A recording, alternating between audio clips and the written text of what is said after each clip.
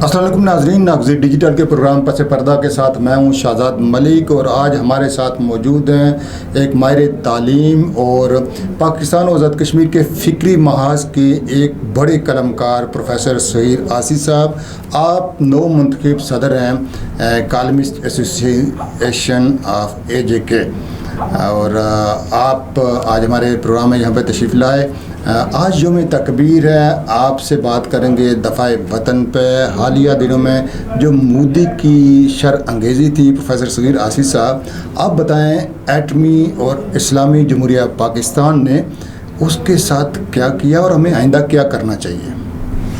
बिस्मिल्लाहिर्रहमानिर्रहीम। मैं शुक्रगुज़ार हूँ शाहजाद मलिक आपका और नागज़ीर टीवी का, जिन्होंने मुझे मौका दिया आज के इस बड़े अहम मौजू पर बात करने का। देखिए जी कि 28 मई 1998 को हमारी हुकूमत ने, हमारे सरकर्दा रहनुमाओं ने जो इतना बड़ा स्टेप उठाया और आगे के पहाड़ों में मोदी की जितनी वो थी सारी ताकत उसको वहाँ दबा दिया। और ये जो हालिया ये लहर थी पिछले दिनों, ये अगर हमारे पास ये इस तरह की ये ताकत न होती खुदा न खास्ता तो फिर हमारे लिए बड़े मसाइल थे। लेकिन हमारे कमांडर, हमारे सरबराह, आर्मी के सरबराह जनाब सैयद आसिम मुनीर साहब ने और हमारी हुकूमत ने और इन लोगों ने और पूरी आवाम ने पूरी क़ुव्वत के साथ जितनी, क्योंकि लोगों के दिल में ये एक नक्शा उभरा हुआ था जी कि फ़ौज जो है आवाम फ़ौज के साथ नहीं है, फ़ौज आवाम के साथ नहीं है। तो आपने ये देखा मुज़ाहिरा कि हर आदमी जो है वो फ़ौज के साथ था, जिसकी वजह से हमारा दफ़ा मजबूत हाथों में है, रहा है इंशाअल्लाह रहेगा। और मोदी को हम इसी तरह जैसे पिछले दिनों नाकू चने चुभवाए, हम उसको इंशाअल्लाह नाकू चने चुभवाते हैं।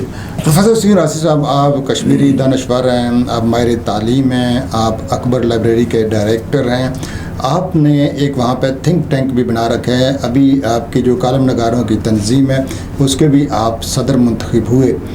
कश्मीर के लोग हालिया जंग में और पाक फ़ौज के किरदार को कैसे देखते हैं? ये जो एटमी पाकिस्तान है, ये उम्मत मुसलमान के लिए इसका क्या रोल होना चाहिए? और बिलखसूस जब हम देखते हैं फ़लस्तीन जैसे हालात, अरबों में हम देखते हैं खाना जंगियाँ, और दुनिया के जो हम इंटरनेशनल सिनेरियो पे देखते हैं मुसलमानों को ख़ास तौर पे टारगेट किया जा रहा है। इस तनाज़र में जो कश्मीरी लोग हैं वो पाक फ़ौज से और हुकूमत पाकिस्तान से क्या उम्मीद रखते हैं?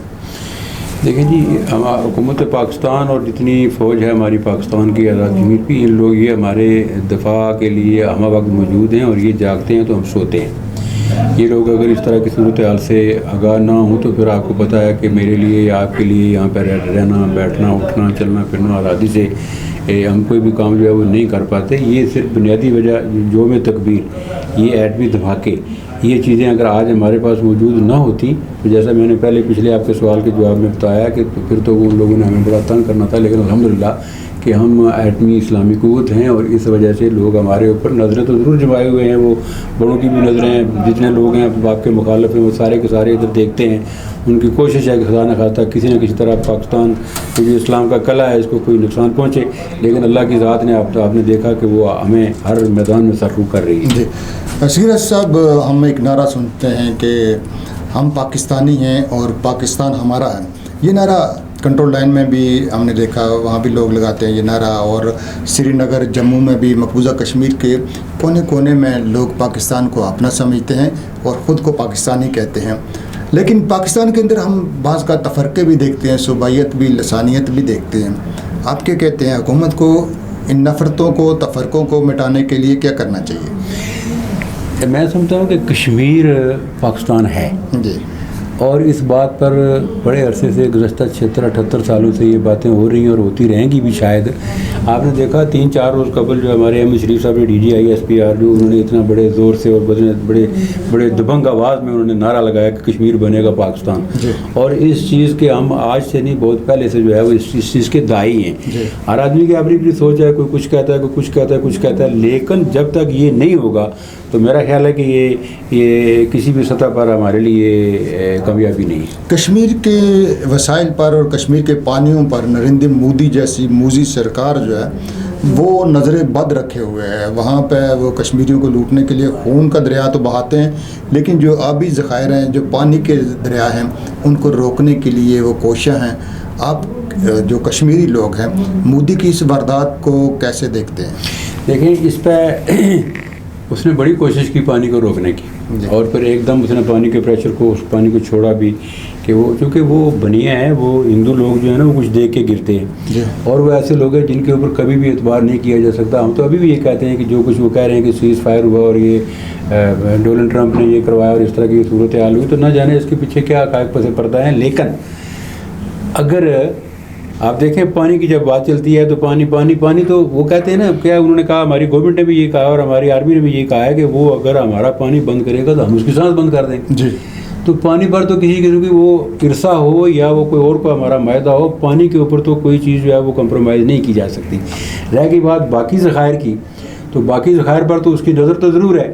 آپ نے دیکھا پچھلے دنوں جب یہ معاملہ ہوا تو لوگوں نے کہا جی کہ ہم اس کے اوپر 3 معاملات پر بات کریں گے، دہشت گردی پر بات ہوگی، پانی پر بات ہوگی اور کشمیر پر بات ہوگی. تو وہ کہتے ہیں جی باقی جس پر مرضی بات کر لیں، کشمیر پر بات ہم نے نہیں کرنی. تو کشمیر پر وہ اسی لیے بات کرنے کو تیار نہیں کہ چونکہ ہمارے پاس وہ جو ذخائر ہیں، جسے ہم کہتے ہیں کہ اگر فردوس بر روئے زمیں است، ہمیں است تو وہ کشمیر تو جنت نظیر ہے، اس کا ٹکڑا ہے، اسی لیے تو وہ کہتے ہیں کہ یہ ہم نے نہیں دینا.